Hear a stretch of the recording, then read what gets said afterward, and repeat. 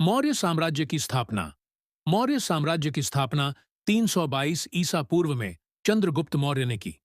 उस समय भारत छोटे छोटे राज्यों में बंटा हुआ था। मगध पर नंद वंश का शासन था, जिसे जनता अत्याचारी मानती थी। चाणक्य, कौटिल्य स्लैश विष्णुगुप्त की सहायता से चंद्रगुप्त मौर्य ने धनानंद को हराकर मौर्य साम्राज्य की नींव रखी।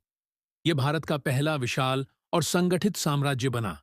प्रमुख मौर्य शासक एक चंद्रगुप्त मौर्य 322 से 298 ईसा पूर्व। साम्राज्य की स्थापना सिकंदर के सेनापति सेल्यूकस को हराया। मजबूत प्रशासनिक व्यवस्था बनाई। जीवन के अंत में जैन धर्म अपनाया। दो बिंदुसार 298 से 273 ईसा पूर्व।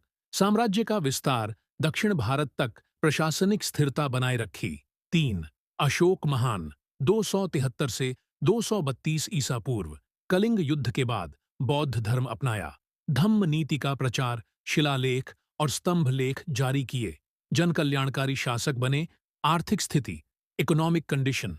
मौर्य काल की अर्थव्यवस्था कृषि आधारित थी। भूमि राजस्व राज्य की आय का मुख्य स्रोत था। किसानों से कर लिया जाता था।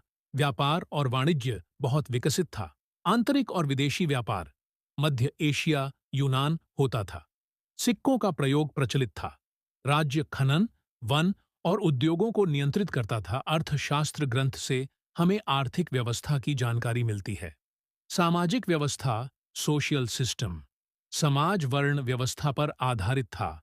ब्राह्मण, क्षत्रिय, वैश्य और शूद्र स्त्रियों की स्थिति सामान्य थी, पर उच्च वर्ग में सम्मान था। दास प्रथा सीमित रूप में मौजूद थी। नगरों और गांवों में जीवन अलग अलग था। राजनीतिक व्यवस्था, पॉलिटिकल सिस्टम। मौर्य शासन केंद्रीकृत प्रशासन पर आधारित था। राजा सर्वोच्च शक्ति था। मंत्रि परिषद राजा की सहायता करती थी। साम्राज्य प्रांतों में बंटा था। गुप्तचर व्यवस्था बहुत मजबूत थी। कानून व्यवस्था पर राज्य का पूरा नियंत्रण था। धार्मिक स्थिति, रिलीजियस स्टेटस। मौर्य काल में धार्मिक सहिष्णुता थी। वैदिक धर्म, जैन धर्म, बौद्ध धर्म। अशोक ने बौद्ध धर्म को राज्य संरक्षण दिया, लेकिन सभी धर्मों का सम्मान किया। सांस्कृतिक स्थिति, कल्चरल स्टेटस।